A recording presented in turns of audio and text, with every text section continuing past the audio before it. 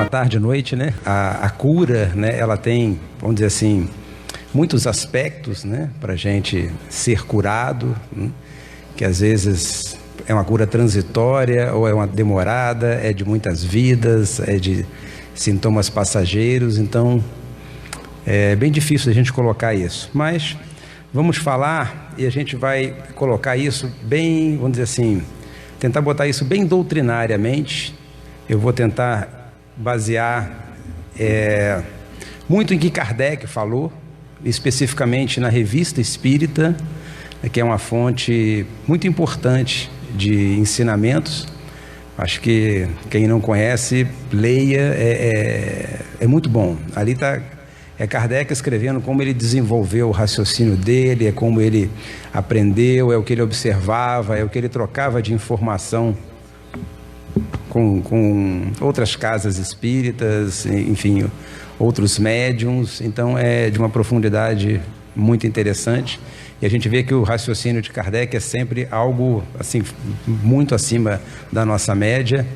Eu gosto sempre de mostrar essa foto, né? Que isso é uma foto de Kardec, isso não é um desenho, né? Então, se era um homem que ria, poucas vezes ele sorria, né? Ele era muito sério. Aquele Kardec do filme é até risonho demais para as descrições de Kardec da época, a seriedade do pensamento dele, né? Então nós vamos basear na Revista Espírita, vamos pegar 2 artigos de anos diferentes da Revista Espírita, para a gente montar um raciocínio do que a gente vai falar.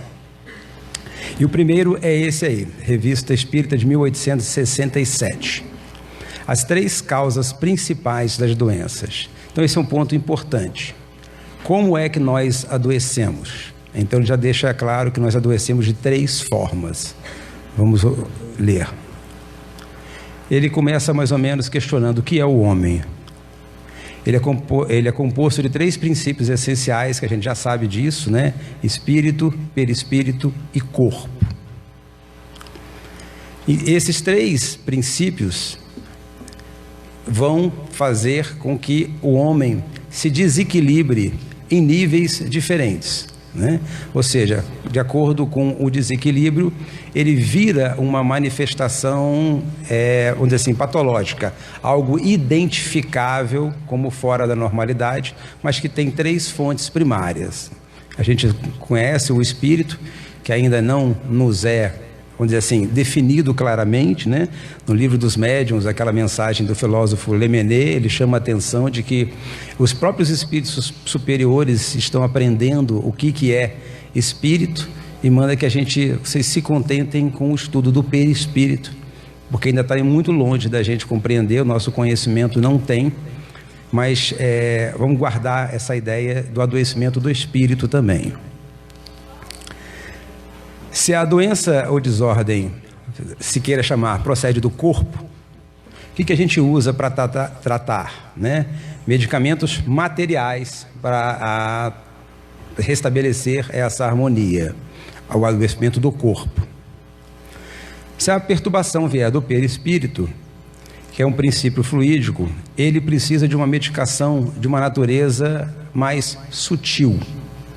Então, ou seja, medicamentos mais grosseiros, materialmente falando, não vão atingir esse corpo perispiritual por ele ser sutil. E se a doença proceder do espírito, não se pode empregar nenhuma medicação que não seja uma medicação espiritual. Então, ou seja, como é que você vai tratar vaidade, arrogância, vingança, né? Pensamentos ruins? Não são medicamente tratáveis. Eles procedem de uma origem mais profunda. E ela pode, não necessariamente, partir de uma só. Ela pode partir das 3 causas ao mesmo tempo. Então a gente pode adoecer do nosso espírito, a gente pode adoecer perispiritualmente e a gente pode adoecer fisicamente. Então esse é um conceito importante para a gente guardar. E ele questiona: o que fazem os médicos. Eles curam o corpo, mas eles curam a doença. E aí a gente precisa saber, né, assim, de que doença que nós estamos falando. De uma maneira geral, a gente vai falar da doença material, né? Essa mais grosseira que a gente está lidando, que é a primeira que faz, até porque na história, vamos dizer assim, o mundo ocidental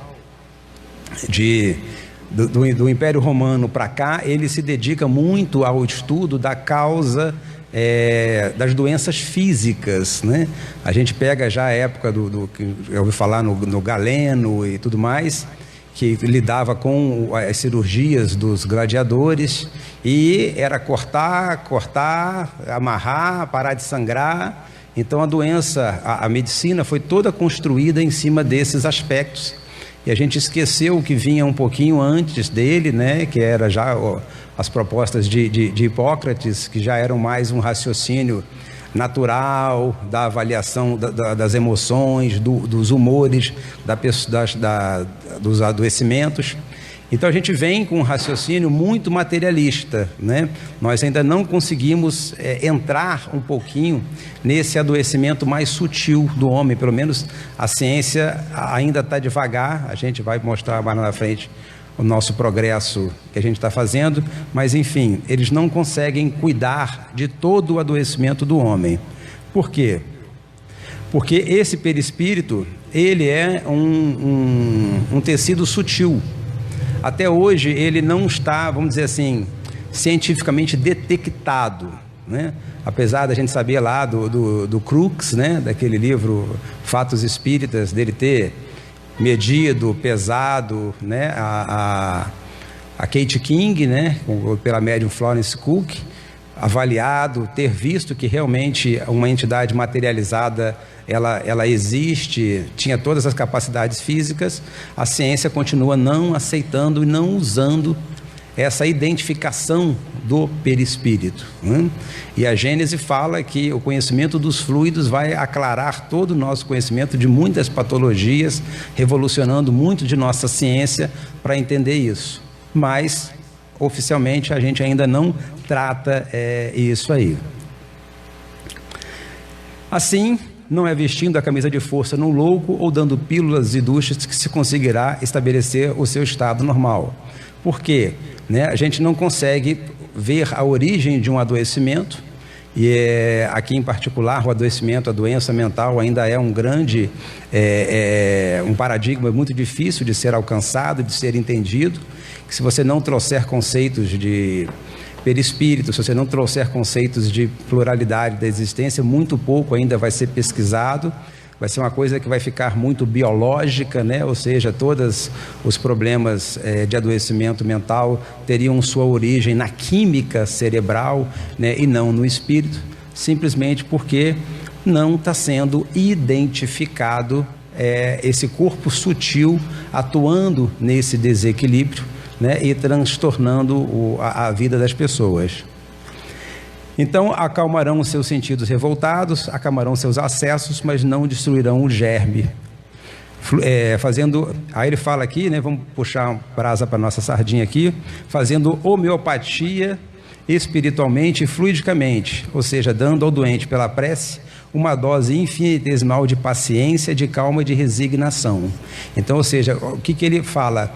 Olha esses atributos que seriam valores assim da conduta moral, do proceder das pessoas como forma de tratamento, né? Como se, imagina se ele fosse escrever isso no nosso mundo de hoje, né? Paciência, calma. Como é que a gente vai conseguir dar doses de calma para as pessoas no mundo tão rápido, né? Um mundo em que a gente teclou, apertei a tecla, se não voltar uma resposta em 3 segundos, está lento, né? E aí a gente vê o quanto que isso adoece as pessoas, isso traz problemas. Então, ou seja, a gente precisa fazer um tratamento não só físico, mas também perispiritual, mas também espiritual. Aí ele fala aqui, dando uma dose de brucina, digitalis e de acônito, né? São substâncias químicas de plantas, né? Ou seja, para destruir a causa morta, deve-se combatê-la em seu terreno. Então fica uma proposição, esse é o Dr. Morel Lavalley, que foi o espírito que ditou essa mensagem, né? Ele é um médico que da época que ele descreve uma lesão ortopédica, que até hoje chama lesão de Morel Lavalley, mas que ele é que manda essa mensagem dizendo que a gente tem que combater a doença no seu terreno.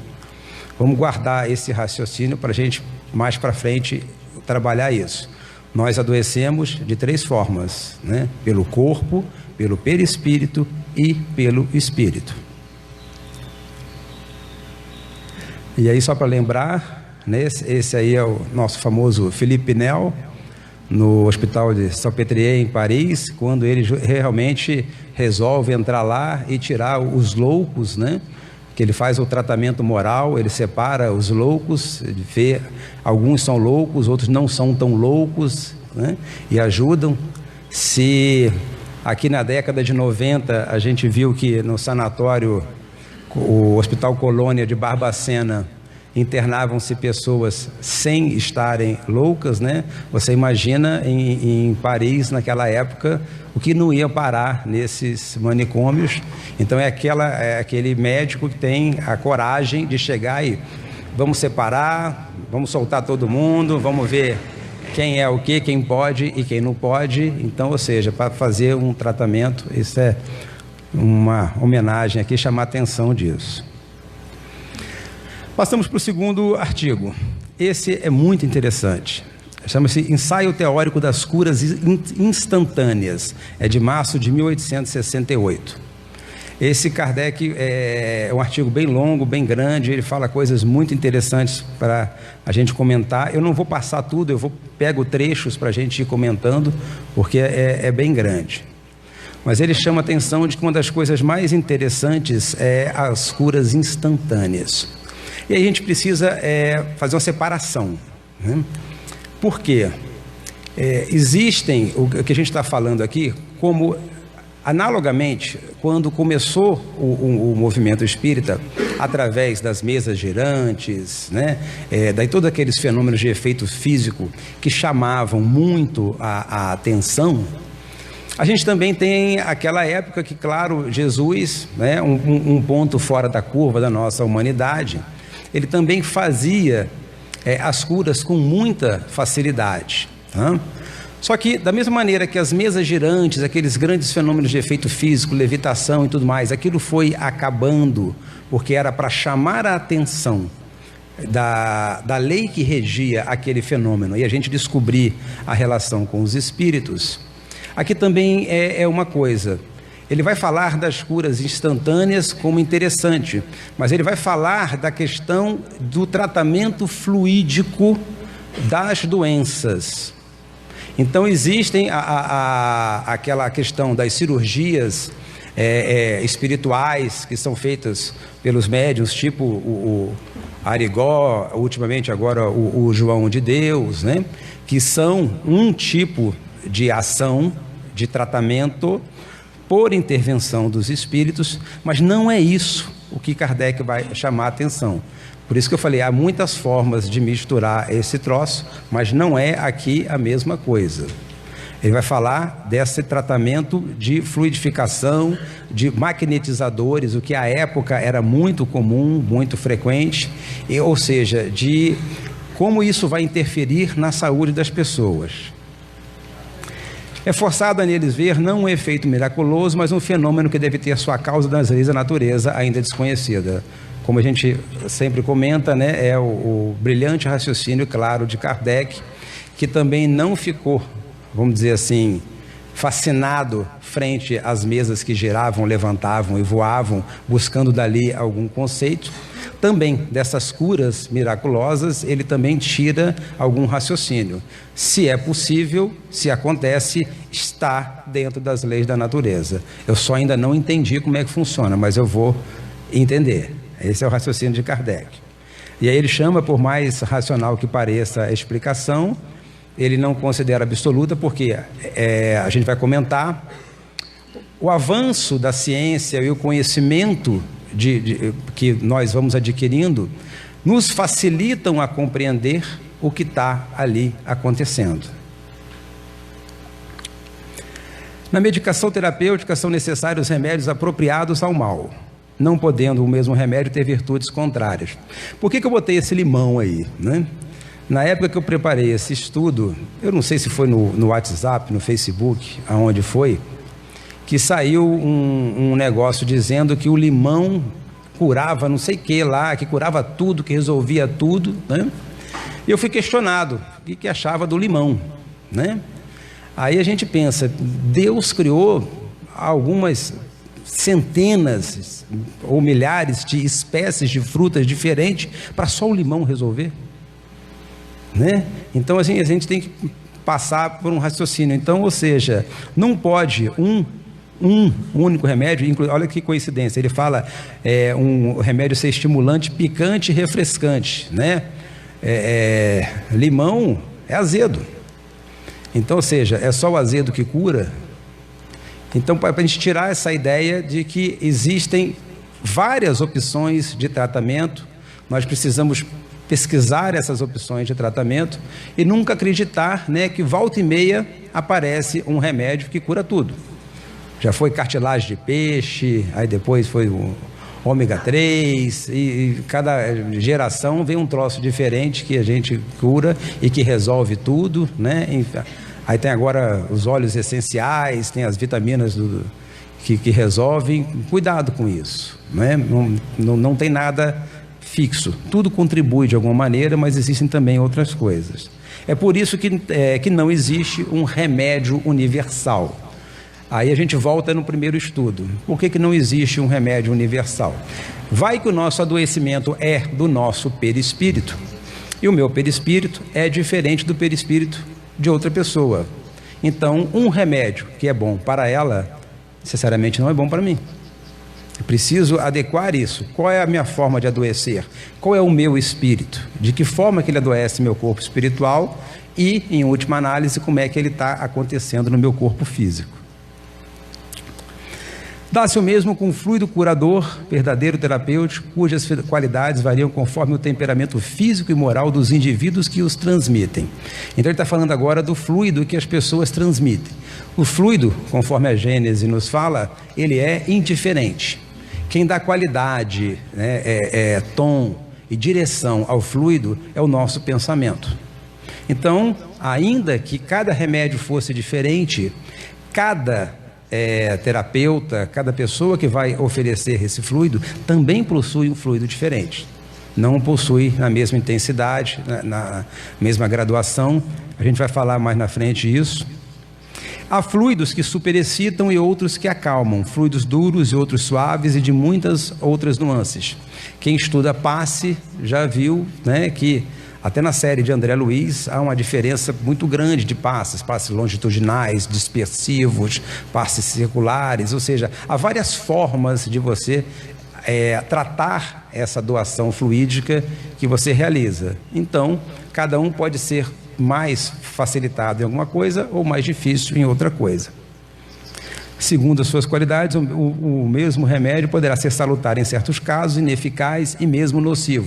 Existe um princípio dentro da homeopatia também, como você trata com energia vital, você não pode dar um remédio com grande carga de energia a uma pessoa que está enfraquecida vitalmente, às vezes no final da vida, você corre o risco de esgotá-la fluidicamente e fazer uma agravação do seu quadro. É a mesma coisa com a terapia fluídica, né? É preciso entender que há gradação de quem administra, porque há um adoecimento diferente de quem recebe. Então depende do que você vai oferecer. E, né, a apropriação de qualidades do fluido, a natureza e causa do mal. Eis o que muitas pessoas não compreendem e porque se admiram que um curador não cure todos os males, né? Então, o Dr. João de Abadiânia, né, ele curava, fazia curas maravilhosas. E por que ele não curava todo mundo? Por que ele, na hora de escolher quem receberia o tratamento, não eram todos escolhidos? Hein?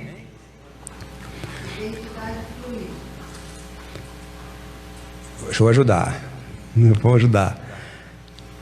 A causa física das não curas deve-se acrescentar uma toda moral que o Espiritismo nos dá a conhecer. Então, em parte sim, questão de merecimento, e claro, se ele merece, a assimilação fluídica vai ser mais fácil. Só que, segundo o Céu e Inferno, o Código Penal dos Espíritos, nós temos 3 formas de acertar nossos débitos contraídos na vida. Nós temos que arrepender, expiar, para depois reparar, certo? Então, se eu tenho uma mazela do meu espírito, ou do meu perispírito, ou do meu procedimento, em que eu venho nessa vida, escolho, né, na escolha das provas, eu me preparo para enfrentar uma vida com essa doença, se eu encontrar um médico curador e ele me curar, perdi a minha chance de progredir. Perdi. Porque se a gente lê o Código Penal dos Espíritos, você vê que não tem como você...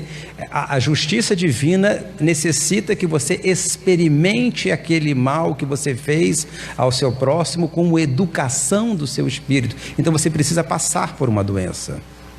Então, haverá doenças que não serão curadas.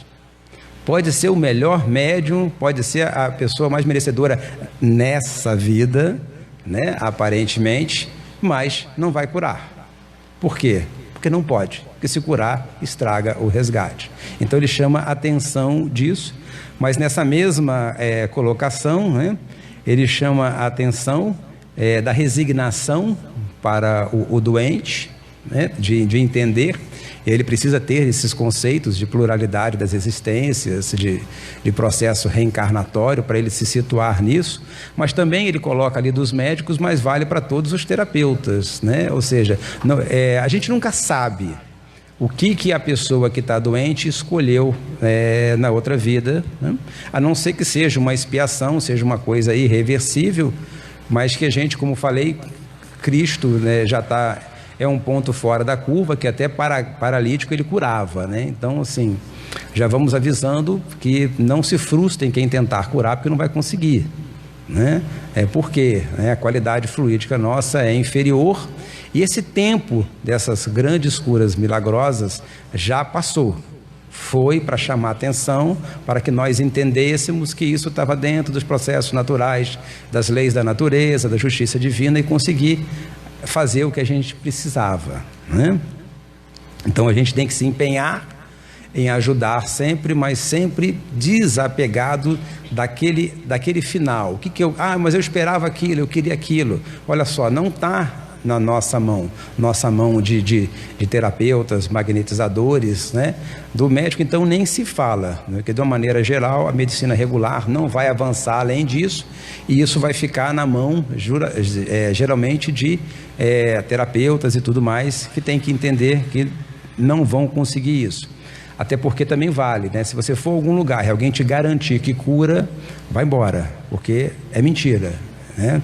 Ou está fascinado, e isso estou falando se for de graça, porque se ele te cobrar alguma coisa, vai embora mesmo, né? Nem pergunte, porque aí é outra história, essa cura não vai acontecer. Então vamos lá.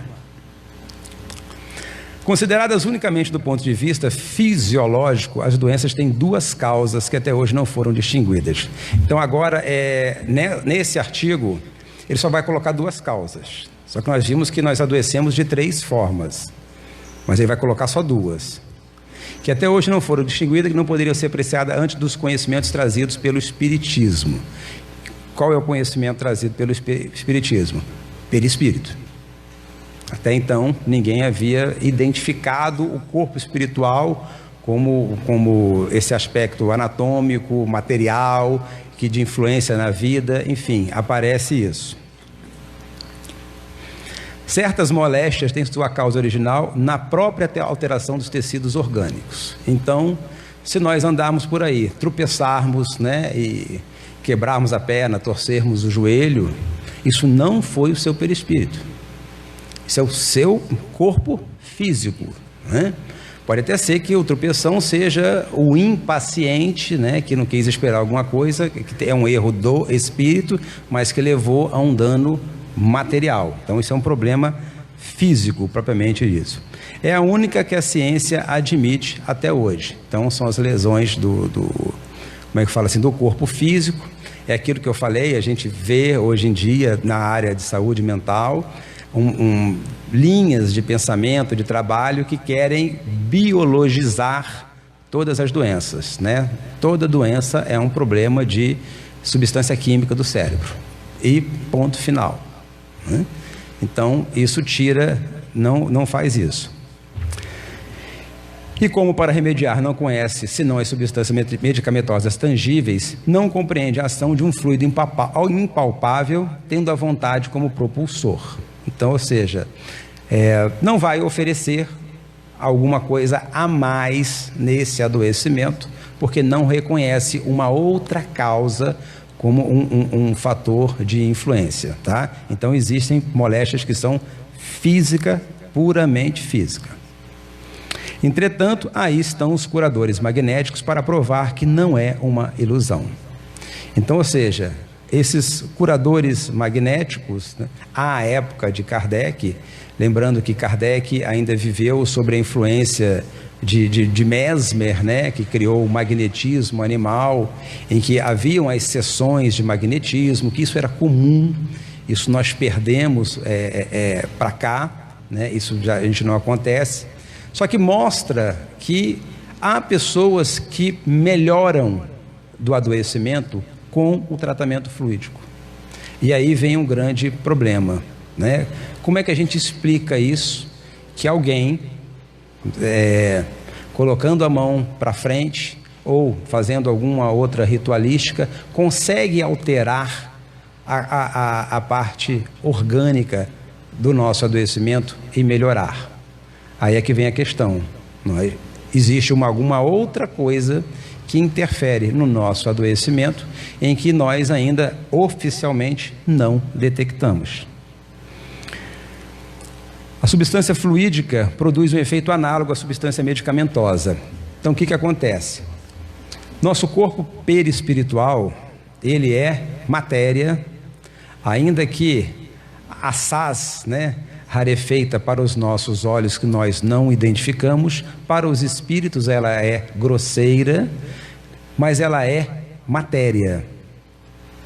E ela influencia o nosso corpo físico. Então, se nós atuamos fluidicamente no nosso corpo espiritual, nós também podemos fazer alteração no nosso corpo físico. É o que ele está falando aí. E com uma diferença. A atuação fluídica no nosso perispírito, ela é modificável pelo pensamento. E aí vale para as duas correntes.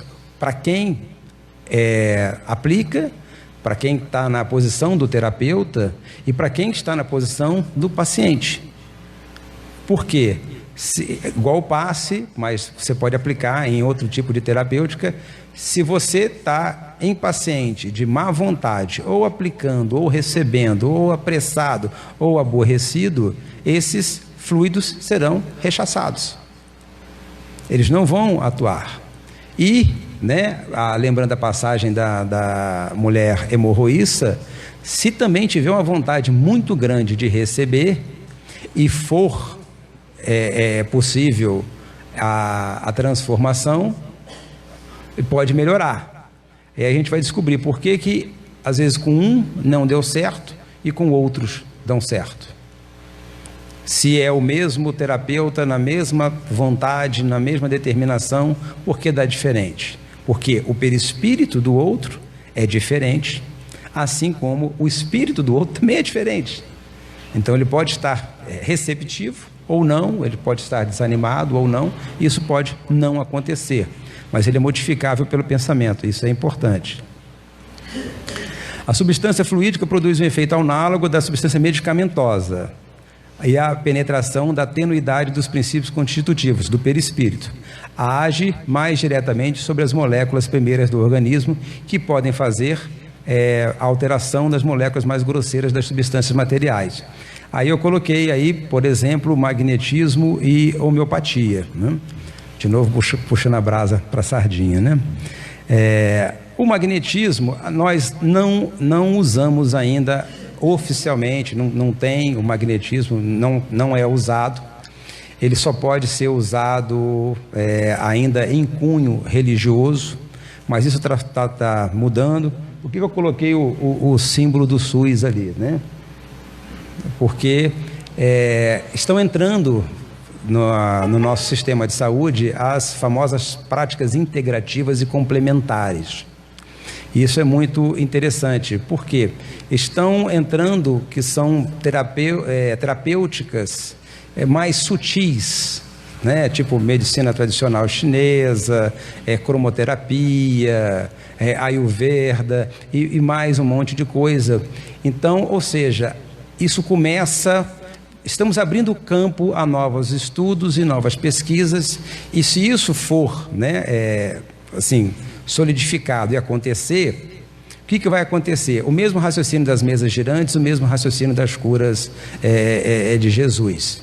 Através de uma ação e de um efeito, você tem mudança no estado de saúde das pessoas. E isso pode ser observável através de estudos científicos.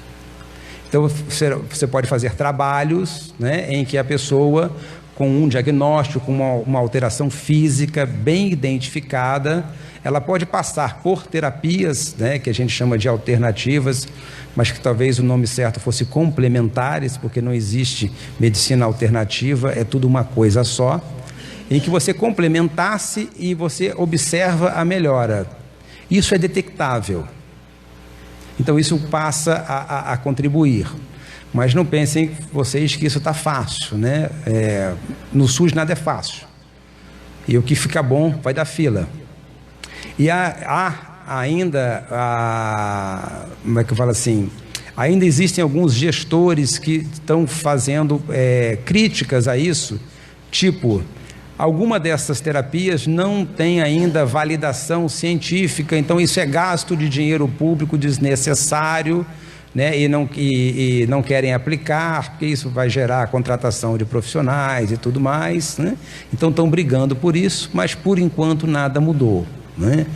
Pelo contrário, até aumentou o número de práticas aí que entraram, mas já tem gente brigando com isso, né, para diminuir, e às vezes o gestor não aplica isso, mas isso seria um caminho de nós observarmos através de terapias mais fluídicas, mais leves, em que há alteração mensurável, detectável da saúde das pessoas. Então isso é o caminho. E ele fala, trata-se de reparar uma desordem orgânica pela introdução na economia de materiais sãos, substituindo materiais deteriorados. Agora ele já vai começar a fazer já uma definição. Aí é o que na Gênese Kardec fala, você troca uma molécula malsã por uma molécula sã. Então isso a gente está falando a nível mesmo lá de elétrons, nível atômico das células, para você mudar o que está ruim e transformar numa molécula sã. Só que isso não acontece com as medicações, vamos dizer assim, mais naturais, no sentido de mesmo que fosse uma fitoterapia, ela ainda está em características muito materiais, muito grosseiras, elas não vão alcançar essa profundidade. Esses materiais sãos podem ser fornecidos pelos medicamentos ordinários em natura, pelo fluido magnético, que não é senão matéria espiritualizada. Então você pode oferecer para a economia do corpo esses dois fluidos, o magnético e o são. Em nossa opinião, são ramos da arte de curar destinados a se suplementarem e a se completarem. E aí, por isso que eu coloquei, né, Kardec, como sempre, né, ele já antecipava o que nós só começamos em 2006, com a promulgação das PNPICs, dessas práticas integrativas e complementares. Ele já está chamando a atenção de que você não trata só a doença com os remédios in natura grosseiro, você tem que tratar a parte sutil do corpo. Ele está chamando a atenção disso. Então, elas vão se complementar. Lembra que no outro artigo, nós adoecemos de 3 formas. Ele está falando só das duas, do adoecimento físico, propriamente dito, e do adoecimento fluídico. Certas, desculpa, pulei aqui, são, conforme as circunstâncias, nenhum lastro para se julgar a panaceia universal do gênero humano. Essa colocação dele também é muito, muito interessante. Por quê? A gente fala mal dos materialistas, né, do pessoal de saúde que só gosta de tratar mesmo com remédio, mas eu já tive oportunidade até de fazer um estudo desse numa outra cidade e, assim, houve até um mal-estar porque as pessoas que estavam assistindo faziam parte de um grupo de magnetizadores e ele garantiu que o magnetismo cura. Eu falei, cara, mas o Kardec falou que nem todo mundo cura. Não, mas cura tudo. Aí ficou aquele mal-estar, né? Quer dizer, o que eu vou fazer para desmentir? Então, ou seja, não existe algo que cure tudo. Não tem panaceia. Da mesma maneira que a nossa medicina tradicional, grosseira, não irá curar tudo, não imagine que fluidificação vá curar tudo. Há um adoecimento diferenciado. E ele fala que certas afecções graves e passadas do estado crônico não tem como causa primeira a alteração de moléculas orgânicas, mas a presença de um mal fluido, que, a bem dizer, as desagrega, perturbando a sua economia. É sempre comum as pessoas fazerem a pergunta, eu posso adoecer por processo obsessivo? A resposta está aqui, sim. Alguma alteração física não é causa primária da molécula orgânica, é adoecimento do perispírito. E ele vai ser persistente, ele vai ser contínuo, ele será modificado pelo pensamento, e aí vale até a gente pensar, no final a gente vai fazer uma conclusão nesse sentido, é o pensamento do doente ou é um pensamento externo a ele? Então ele pode fazer esse adoecimento, ele adoece do corpo físico por adoecimento fluídico. Ele fala isso. Em semelhantes casos, os medicamentos terapêuticos destinados por sua natureza a agir sobre a matéria não têm uma eficácia sobre um agente fluídico. Isso também é muito interessante. Porque fica bem claro. Nós adoecemos de 3 formas. E nós, de uma maneira geral, só medicamos uma forma de adoecimento. Então nós não vamos conseguir aliviar tudo. Claro que a gente não consegue chegar no nível de Jesus e dizer, tratar alguém, falar, vai, não peques mais, e a pessoa entender o que você está falando, não é? Então, isso está num nível diferente, mas a gente poderia bem que tentar. A gente faz isso de uma maneira ainda disfarçada, né? Hoje em dia nós temos as DANTs, que chamamos de doenças e agravos não transmissíveis. São as doenças que a gente não passa um para o outro, mas que causam impacto na nossa vida. É o que? É pressão alta, diabetes, né? AVC e tudo mais. O que geralmente a gente orienta ao hipertenso, né? Melhorar a alimentação, emagrecer e fazer caminhada. E o que ele faz? Ele toma remédio, né? Por quê? É muito difícil mexer no adoecimento espiritual. Eu não gosto, não quero, não faço, não vou fazer, me dá um remédio. Aí eu resolvo. Então você precisa mexer todas essas coisas. E às vezes, quantos casos, né, de hipertensão leve você resolveria se a pessoa emagrecesse alguns quilinhos e desse uma caminhada, né? Mas enfim, está nessas formas de adoecimento.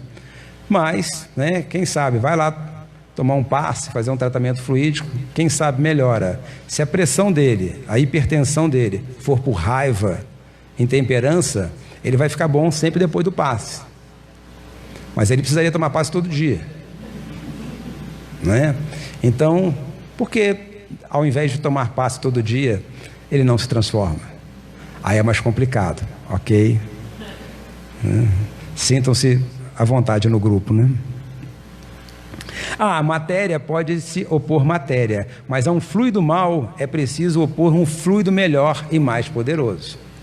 Então, se você tem um adoecimento, ele é mais profundo, ele está a nível espiritual, não é remedinho antihipertensivo que vai resolver. Você precisa de outras coisas. Precisa fazer uma medicação mais profunda. A medicina terapêutica naturalmente falha contra os agentes fluídicos. Pela mesma razão, a medicina fluídica falha onde é preciso opor matéria à matéria. Então, se algum de vocês, igual no exemplo que eu dei, tropeçou, quebrou a perna ou torceu o tornozelo, não adianta ficar procurando um passista ou um magnetizador para resolver. Porque é uma lesão orgânica. Nós já não estamos mais no tempo de Jesus, viu, gente? Vocês podem procurar, vocês não vão encontrar. Então, procure o tratamento, porque a matéria fluídica sutil não dará conta de resolver esse dano, né? E aí, como Kardec adora uma homeopatia, ele coloca como intermediário, existe uma contraparte ainda material da substância que é usada para fazer o remédio, mas como ela é muito diluída, ela está num nível de penetração maior. Então o que ele fala? Esse tipo de terapêutica fica meio no meio do caminho. Então a gente poderia, em casos graves, torcer o pé, fraturou o pé, engessa, opera, põe o seu pino e parafuso, mas toma um remedinho homeopático para dor, toma um remedinho homeopático para calcificação, toma um passe se a fratura veio pela pressa, pela intemperança, pelo desespero, para poder equilibrar. Então a gente começa a tratar tudo isso, Quantas pessoas não vão desenvolver lombalgia por atitudes de contração, de raiva, de tensão, não é isso? Aí o que você faz? Dá um relaxante muscular, certo? E se desse um passe? E se fizesse uma fisioterapia rezando ela? Nossa Senhora, fantástico, Não é esse o caminho? É isso que a gente precisa entender para colocar na terapêutica, seja qual for, uma contraparte fluídica em que ainda oficialmente não é aceito, mas que a gente está chegando lá. E aí ele fala que triunfa nas afecções, poderiam chamar mistas. Seja qual for a pretensão, ele chama de novo a atenção, nenhuma delas nenhuma delas é a regra. Eu vou tratar só com passe, eu vou tratar só com homeopatia, eu vou usar remédio alopático. É preciso misturar, completar o que vai faltar, colocar onde está faltando, para que isso coloque, A gente botou a foto aí do Hospital Espírita André Luiz de Belo Horizonte e o Sanatório de Uberaba, mostrando lá que eles tem um livro do, meu Deus, esqueci o nome do doutor agora, Inácio Ferreira, doutor Inácio Ferreira, que é Novos Rumos à Medicina, em que eles faziam o atendimento do paciente, colhia sangue, fazia o sorinho, medicamento, fazia reunião de desobsessão, e fazia tratamento de passes, combinava isso tudo para ajudar os espíritos. Então todos melhoravam? Não, caiu naquela regra que nem todo mundo pode melhorar, porque está no processo expiatório do seu adoecimento. Isso não quer dizer que a gente não vai contribuir para esse tratamento, a gente vai atuar de alguma maneira ajudando. E aí também uma brincadeira, para nossos médicos materialistas, não é o caso seu, Aloysio? Olha lá, que o paciente fala, as orações da minha família estão me ajudando, aí o médico materialista diz, ou então acho que eles estão precisando mais de medicamento, E o paciente, olha lá, morrendo, porque as orações ajudam, mas ele precisa de remédio, porque ele adoece de 3 formas, E a medicina, a ciência de uma maneira geral, tem ignorado as 3 formas de adoecimento. E aí ele fala de novo, porque que precisam ser complementados e tratamento fluídico reciprocamente, para que as curas instantâneas ocorram no caso em que a predominância fluídica é, por assim dizer, exclusiva. Jamais poderão tornar-se um meio curativo universal. De novo, chamando a atenção, para a gente. Porque isso por que Kardec coloca isso? Isso é importante. Ele fica chamando a atenção que a cura fluídica, ela não é universal, assim como a alopática, isso a gente já sabe, né? E que ela não vem suplantar a medicina e as terapêuticas tradicionais. Quando a gente inicia um trabalho de tratamento espiritual, né? Atualmente nas casas espíritas, que você faz tratamento fluídico, que você faz curas espirituais, o que a gente está buscando fazer com esse tratamento? A gente está buscando curar as pessoas? O propósito primeiro do tratamento espiritual que a gente realiza é comprovar a sobrevivência do espírito. A cura é outra história, até porque a cura, de novo, é discutível. O que é a cura? A cura para o meu espírito pode ser o sofrimento, e não o alívio dele. Então todo tratamento, todo trabalho de tratamento espiritual, o que ele visa é comprovar a sobrevivência do espírito. Por que o exemplo do João de Deus de Abadiânia? Eu não quero entrar na controvérsia do que ele fez não, tá? Quero só chamar a atenção, porque ele é o mais moderno aí que a gente acompanha. Por que um homem sem preparo técnico, sem estudos, ele vai lá, enfia o dedo em alguém e essa pessoa cura de uma doença? Por quê? O que isso leva a gente a pensar? Que ele é bom pra caramba? Que ele é cirurgião de verdade, mas não contou pra gente? Não, é que alguma coisa acima do nosso conhecimento humano realiza esse tipo de atividade. Alguma coisa a mais do que o corpo físico dele atua sobre a cura ou a transformação daquela doença. É isso que serve o tratamento espiritual, para comprovar a sobrevivência do espírito e saber que alguém não encarnado está atuando sobre nós. Essa que é a função do trabalho. O resto todo depende, porque aí você vai ver que de tantas pessoas que vão procurar um serviço de tratamento espiritual e tudo mais, nem sempre sairão dali curados no sentido que queriam. Deveriam sair curados de outro sentido, do entendimento, da sobrevivência, do espírito, da influência, das bênçãos que recebe, do despertar depois do desencarne e um monte de outras coisas, mas não da cura física. Isso é só uma consequência que ele deveria entender disso. E aí ele vai fechando agora, chamando a atenção, aí já vai colocando uma coisa prática que a gente está falando, né? Ou seja, aí eu estou falando aqui do que poderia ser um tratamento sutil. Como assim? Você tratar o remédio, tratar uma homeopatia, você tratar o remédio, você fazer um reiki, você tratar o medicamento e fazer alguma massagem, ayurveda, alguma coisa que você coloque sutil. Você tem que ter essa observação. Se for só o mal fluido, você expulsa esse mal fluido, o que sobrar você trata. Então, estou sentindo umas coisas estranhas, estou sentindo umas perturbações, vai no centro, faz a desobsessão, toma passe. Continuou, pode procurar um médico, que isso é físico, porque o que era fluídico já foi expulso, né?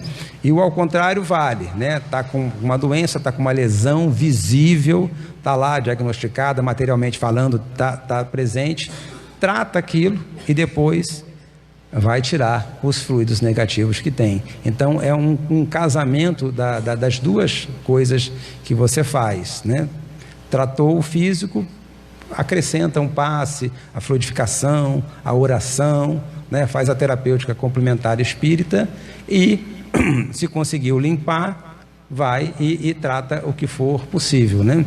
Eu sempre cito isso, que hoje em dia do Código Internacional de Doença, do CID-10, segundo as pesquisas, o que é mais usado hoje é o F47, que chama-se de doenças somatoformes. Ou seja, são as pessoas que têm algum sintoma, algum adoecimento que ele não é identificável fisicamente. Então, aonde que está esse adoecimento? Está no perispírito. Ele ainda está sutil. Se persistir na negatividade, no erro e tudo mais, ele vai até chegar lá no corpo físico. Mas nesse momento ele está ainda de um adoecimento sutil, corpo perispiritual, em que pode ser tratado de maneira mais sutil. Então ele coloca uma outra coisa importante aqui para quem faz o tratamento, e a gente observa isso lá na prática. A gente às vezes não consegue tratar uma alteração, um adoecimento do corpo de uma vez só, né? Não somos Jesus, estamos ainda na imperfeição, então o tratamento fluídico ele tem que ser contínuo, repetido, é preciso um tempo para que isso aconteça, para que a gente consiga ter algum benefício, porque senão a gente que ajuda sai frustrado, e aquele que esperava receber alguma coisa também sai frustrado, porque não houve tempo, e a gente sabe que o tempo, né? Tempo é o grande capataz de Deus que vem cumprir aquilo que nos é devido ou merecido, então é preciso ficar fluidificando por algum tempo. E olha que conclusão que ele faz no final. Enfim, não podendo os maus fluidos emanar senão de espíritos maus, sua introdução na economia se liga muitas vezes à obsessão, que ele falou que fisiologicamente só tinham 2 fluidos, mas como é que os fluidos maus entram no nosso corpo? Pode ser através da obsessão, pode ser até a auto-obsessão, porque eu penso negativamente, sou imperfeito e vou gerar isso para mim, mas pode também isso vir de uma coisa externa. Ele no final, quase no finalzinho lá desse artigo, é que ele coloca isso. Isso pode ser um processo obsessivo. Então, se é um processo obsessivo, o adoecimento está vindo do seu próprio espírito, que está em sintonia com outro espírito negativo, né? Ou seja, que para conseguir a cura, é preciso tratar ao mesmo tempo o doente e o obsessor. Então, ou seja, né? Tem uma doença, tem um adoecimento, foi lá, fez a parte física, ficou ainda alguma coisa, procura o passe, água fluidificada, não melhorou 100%, pode mandar olhar, porque pode ter uma interferência. Então agora sim, a gente está tratando as 3 formas de adoecimento que a gente pode desenvolver, né? Isso que, vamos dizer assim, chama atenção de como que a gente precisa ter essa visão espiritual para conseguir compreender isso. Senão o nosso tratamento fica sempre incompleto, vai cair naquele caso que ele colocou no primeiro artigo. O que os médicos fazem? Vão tratar só o corpo, vai ficar faltando alguma coisa, tem que tratar mais. Então eu não vou tratar só com um passe, e nem vou ficar tratando só com remédio, eu vou tratar com um passe e tomarei remédio. É preciso as 2 coisas, não é uma terapia alternativa.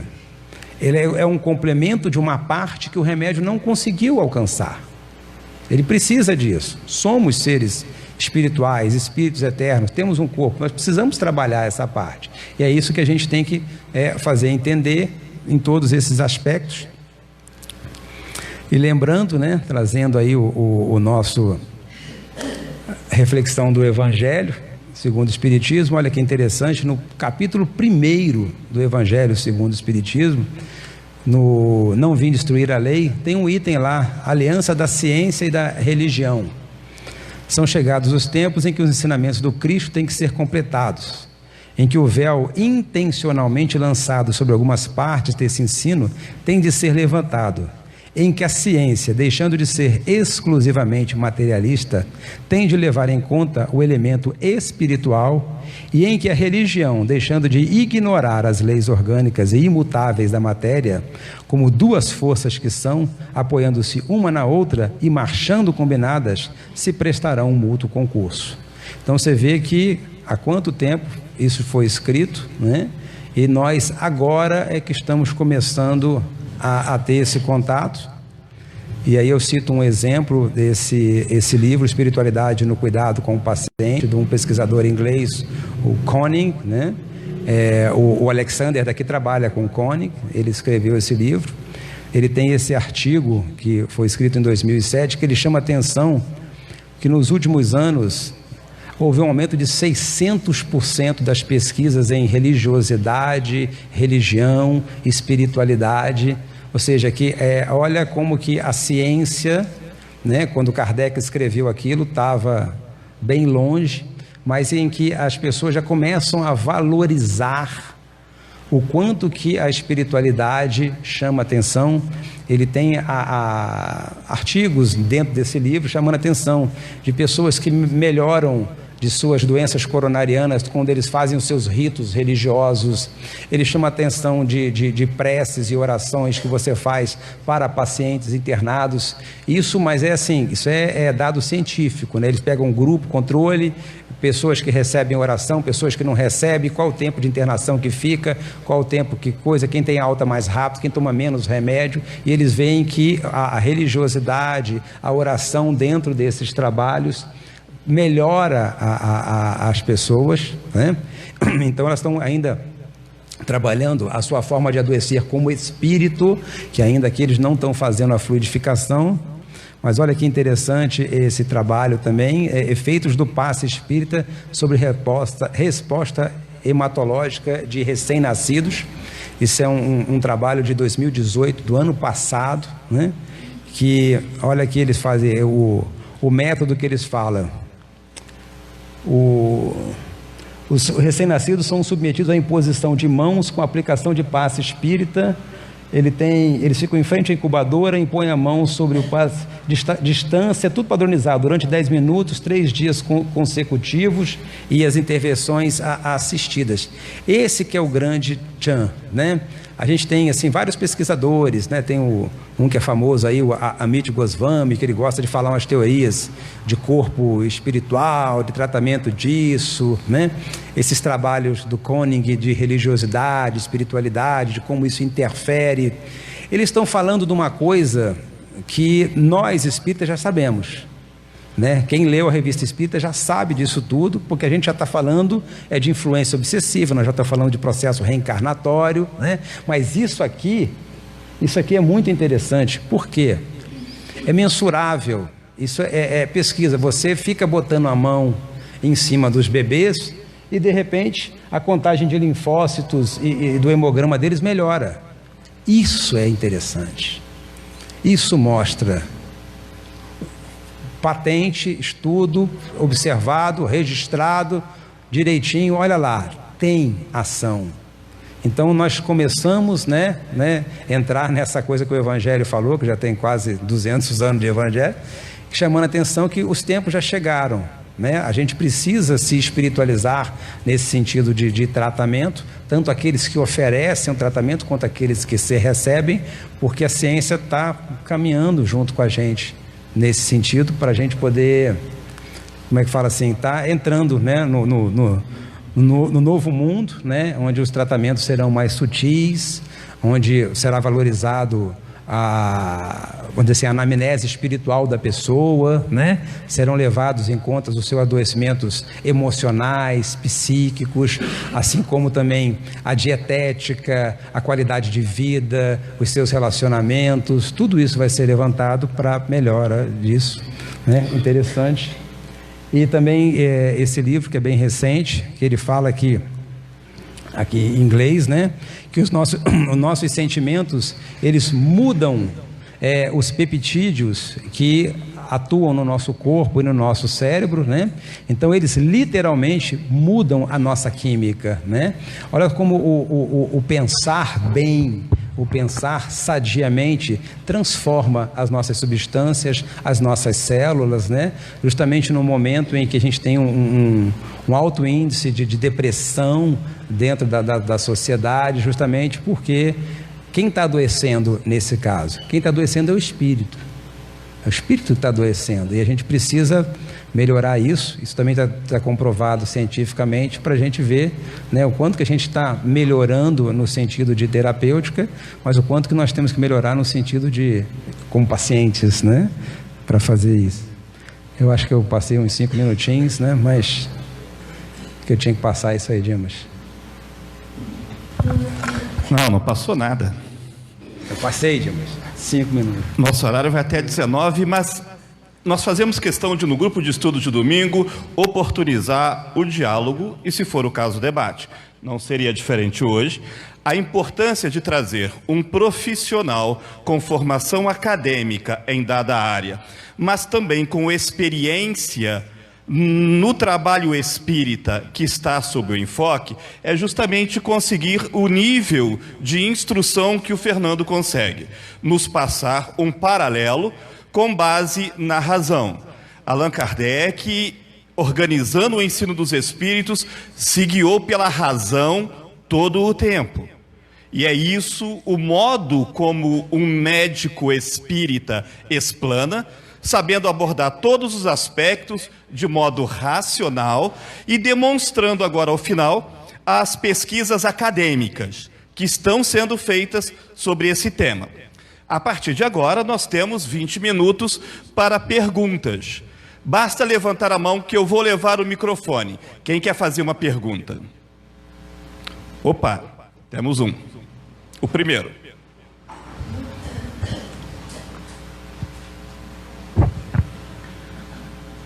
Fernando, você fala muito bem dessa questão das três questões da doença: física, perispiritual e espiritual. Aquelas doenças que são especificamente de ordem física, mesmo assim nós poderíamos dizer que, mesmo sendo ela de ordem física, sempre teria como grande objetivo a educação, a melhoria do espírito? Então, eu entendo que a identificação da doença é que seria totalmente física. Ele certamente teria uma contraparte perispiritual, né? Mas vamos dizer assim, eu não conseguiria resolver esse adoecimento senão só pela matéria, entendeu? Mesmo que eu usasse, vamos dizer assim, o passe fluídico ou algum outro recurso mais sutil, eu não conseguiria reverter, porque aquilo ali é físico mesmo e está sedimentado. Então, isso não quer dizer que eu não possa oferecer transformação, mas aquilo ali veio e ele não tem jeito de escapar daquilo ali, está no processo kármico dele de resgate, então vai ser isso mesmo, ele não vai escapar. Só que isso não quer dizer que você não vá também iluminar o espírito dele para uma recompensa posterior, né? Porque aí é que você entende o processo educativo, né? Ou seja, eu preciso que eu entenda como eu adoeço, para saber o porquê disso e me acalmar, resignar, entendeu? Que é essa questão vamos dizer assim, a espiritualidade das pessoas que conseguem gerenciar melhor suas doenças e outros não, né? Acho que eu respondi, Mar. Então o microfone está aberto. Alguém mais? Fiquem à vontade, temos tempo. Temos alguém aqui, minha irmã? Thaís Cordeiro Caxiga, hein? Vamos lá. Boa noite. Boa noite. Doutor Fernando, eu gostaria de saber do senhor o que o senhor acha sobre a ação do obsessor e obsediado, como o senhor estava colocando ali. Quando o senhor trata uma doença, o senhor, como médico, trata uma doença, o senhor vê essa hipótese também ou não? Então, pensar nessa hipótese eu penso sempre. Não, mas se o senhor trata também essa... Então olha só, eu não consigo tratar obsessor. Eu não consigo tratar obsessor. Eu, Fernando, não consigo. Então, aí tem que ser uma reunião mediúnica para tratar esse obsessor. Aí, se o paciente abre um espaço para conversar sobre isso, a gente aconselha, chama atenção, né? Tipo assim, já teve um caso. Leva sua filha lá na oração da Igreja Católica, leva ela lá, a criança pega muita carga negativa, entendeu? Não dá para você falar de obsessor para ela, entendeu? Mas para outras pessoas você pode falar, entendeu? Aí você vai pedir que essa pessoa tome os cuidados como qualquer outro e você encaminha isso para onde ela quiser, para o centro que ela permitir, entendeu? Aí para que ela se eduque. Aí é uma outra história, um outro caminho para ela entender o que é obsessor, por que ela tem obsessão, como é que ela faz para se livrar. Aí é uma outra história, entendeu? O microfone está aberto de novo. Mais uma pergunta. Fernando, Oi, mãe. eu queria perguntar, por exemplo, no caso de uma criança que nasce com a cardiopatia congênita, a gente poderia afirmar que ela tem os 3 níveis afetados ou que só o físico? Sim, os 3 níveis afetados. A doença está, vamos dizer assim, manifesta fisicamente, objetivamente. Há uma alteração estrutural do físico. Então, se você fosse corrigir isso por uma terapêutica espírita mesmo lá, um tratamento fluídico, com mediunidade mesmo, de cura, você ia demandar uma força fluídica muito grande se isso fosse possível corrigir. É o que provavelmente você não vai corrigir isso. Por quê? Porque já veio com nome certo, endereço certo, CPF certo, está casado, está fechado, ela tem que passar por isso. É um perispírito que está em sofrimento? Sim, com certeza. Em última análise, o espírito não. Por quê? Será que ele entende o que ele vem fazer? Será que ele recebeu isso de maneira... Como é que está esse espírito? Né? Aí você poderia avaliar isso. Pode ser que esse espírito já esteja em processo de cura por ter essa doença. Aí tem que saber quem é o espírito. Aí tem que avaliar, entendeu?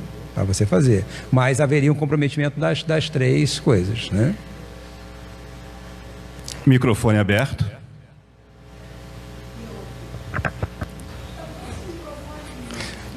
É porque ele faz a captação, estamos transmitindo ao vivo.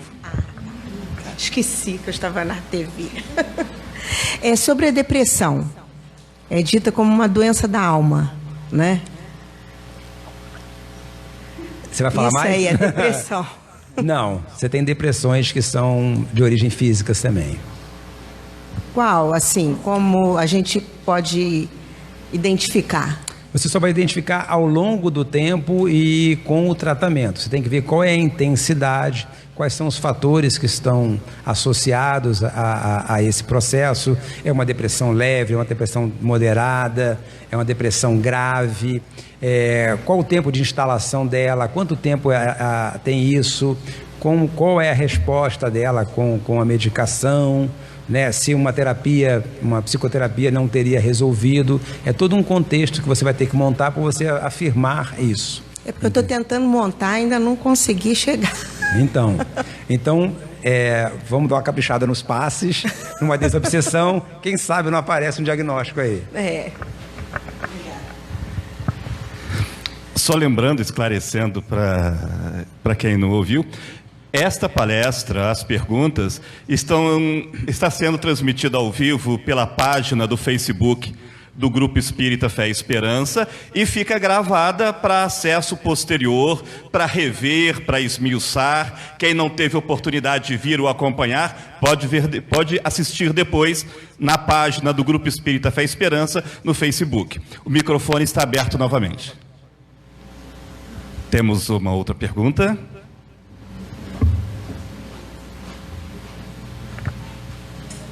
Doutor Fernando, eu gostaria de saber uma coisa. Toda doença neurológica ou psiquiátrica tem fundo espiritual?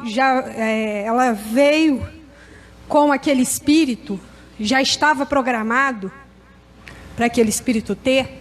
Então, em última análise, toda doença tem origem na imperfeição espiritual que cada um tem.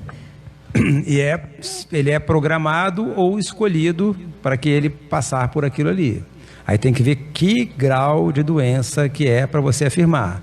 Sim, ele é um espírito adoecido que vem expiar a sua falta através da educação de uma privação física, né? Para refletir sobre os seus atos, para te retirar do seu corpo perispiritual essas imperfeições e, numa nova oportunidade, seguir o caminho. Sempre está relacionado a isso, sim. O microfone está aberto. Perguntas? Temos uma outra pergunta. Não tem limite para perguntas, só o do tempo. Não faz para Thaís, não, hein?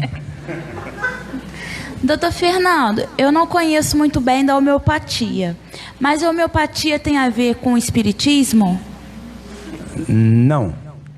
A homeopatia foi criada antes do espiritismo. Mas o senhor como médium, ou outros médicos que lidam com homeopatia, usam também uma dose de magnetismo, fluidos ou alguma coisa desse tipo? Então, oficialmente não, porque a medicina não permite isso, entendeu? Você fica dando passe nos outros no consultório. Você pode ser processado por exercício ilegal da medicina ou charlatanismo. Mas, né, vai que o paciente é simpático ao espiritismo e fecha os olhos aí. Vamos dar um passo. Não, deixa eu perguntar, como que eu posso explicar? Na hora da manipulação dos remédios, Mas quem manipula é o farmacêutico. É o farmacêutico. Ah, não é o Mas senhor. aí vale para o farmacêutico, tá? Quando eu falava terapêutica, a gente está falando de todas as pessoas que de alguma maneira trabalham nesse processo. Então, O farmacêutico que vai manipular um remédio homeopático com raiva... Passa para o remédio. Passa para o remédio. Então, o farmacêutico sendo um médium, o mentor dele, no caso, ele pode dar uma ajudinha? Pode dar um... Pode, sempre. Né? Sempre, exatamente. Sim. André Luiz, em A Libertação, o mentor Gúbio fala: se os médicos rezassem. Aí tinha que falar, né? Se os farmacêuticos rezassem. Se os fisioterapeutas rezassem, né? Se os enfermeiros rezassem, né? E põe, se todo mundo rezasse. Olha que mundo de regeneração bonita a gente teria, né? Mas... E se o paciente rezar também ajuda? Nossa Senhora, né? Exatamente, viu? Exatamente. O microfone está aberto de novo. Temos outra pergunta aqui atrás.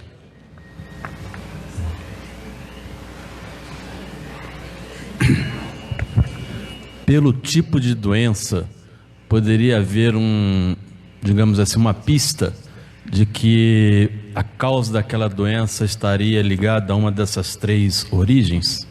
Poxa, então, Marco, eu tenho uma curiosidade danada com isso. Eu sempre tive essa ideia de que a gente poderia, pelo adoecimento, né, buscar o erro, né, a imperfeição da pessoa, mas assim, confesso que eu nunca achei. Mas, por exemplo, quando foi promulgada aquela lei da liberação do aborto do anencéfalo, Divaldo divulgou uma mensagem de Joana de Ângeles, chamando a atenção que esses anencéfalos eram espíritos de suicidas que se projetavam de alturas, batendo com a cabeça no chão, lesão perispiritual do crânio, né? E que precisavam reencarnar com isso. Então ele criou, né, esse paralelo. Chico também tem uma passagem que ele fala da malformação cardiológica, tetralogia de Fallot, né? Que é uma doença que tem várias alterações no coração, que ele chamava atenção também de suicidas com tiro, projetil no coração. Então, assim, tem sim uma relação, mas a gente ainda não consegue identificar muito. O Frutuoso, quando trouxe também o estudo dele, numa síndrome, até esqueci o nome da síndrome agora, que as articulações são bem frágeis, desloca pulso, referente àquelas pessoas que na Inquisição pegavam as pessoas, amarravam e iam esticando, né? Aí aqueles que faziam isso reencarnavam com o mesmo sofrimento que ele fez passar. Então, assim, isso tem, né? Agora, todos, eu não sei, é bem interessante isso. Fernando, deixa eu mesmo complementar, só para esmiuçar e esclarecer um pouco mais essa mesma resposta. Você citou declarações do Divaldo, do Chico, do Dr. Frutuoso, a respeito do vínculo entre determinada enfermidade e determinada causa espiritual reencarnatória. Esse vínculo, ele é direto, toda vez que tem essa síndrome, essa doença, é a mesma causa, ou as causas espirituais ou antecedentes podem ser diferentes, apenas para não ficar na mente das pessoas que ouviram, a ideia é anencéfalo, é absolutamente suicida exatamente por esse motivo. Pode haver outros motivos para essas mesmas enfermidades? Não, é só um pode. esclarecimento adicional. Isso, certamente pode, né? Ele não afirmou, mas ele disse que fariam, até porque são, vamos dizer assim, esses exemplos que nós citamos são patologias muito pouco frequentes. Então aí você já pode até amarrar, ó, isso aí deve ser, né? E fazer, mas afirmar que não sei. Então, por exemplo, o que mata mais o homem brasileiro hoje? Infarto. Qual é o erro do infarto? Não sei, né? Mas já tem estudos, nós tivemos a oportunidade de receber o Rubinho, o Dr. Rubinho, lá de Friburgo, que ele fez uma belíssima associação com câncer, né? Uma grande parte dos cânceres são desenvolvidos aleatoriamente, sem relação nenhuma com exposição. E ele relaciona isso à imperfeição da alma, erros do passado que você tem. Então, ou seja, enquanto a humanidade for imperfeita, vai ter câncer. Mas aí já é uma coisa muito prevalente, né? Então eu já não sei, né? Cada câncer é diferente, enfim, sei lá, por exemplo, AIDS, né? Porque ela é um contexto sexual, então deve ter alguma coisa nessa história aí. Exatamente. O sinal dos tempos, né? Sumiram algumas coisas, apareceram outras, né? E outras nunca sumiram, né? Então hoje você não tem mais no mundo varíola, não existe mais varíola no mundo. E não tinha sarampo no Brasil. Voltou. E já está morrendo gente. Então, o que fizeram? Não sei. Né? Temos ainda oportunidade para uma última pergunta do público. Aproveitem, é a última. Alguém? Temos aqui a saideira. Agora, cogitando do tratamento, se a gente tem uma pessoa que é dependente químico, quais os recursos que a gente poderia ter para auxiliá-la eficazmente? Todos os três, né? Temos que tratá-lo fisicamente falando, tem que fazer a medicação que seja necessária, né? Ansiolítico, remédio controlado, psicótico, passe, água fluidificada, desobsessão, né? E muita terapia para poder botar ele no centro. Todos eles são necessários, né? Todos são. Você não vai conseguir fazer nenhum deles. De um lado só. Na verdade, toda patologia você tinha que usar todos os recursos, né? É que algumas são mais evidentes, outras são mais leves. Mas, de uma maneira geral, todas vão ter isso, né? Então, assim, como é que eu vou tratar uma bronquite? Né? Trata a bronquite com remédio. De preferência, trata com homeopatia, né? Mas toma uns passezinhos, né?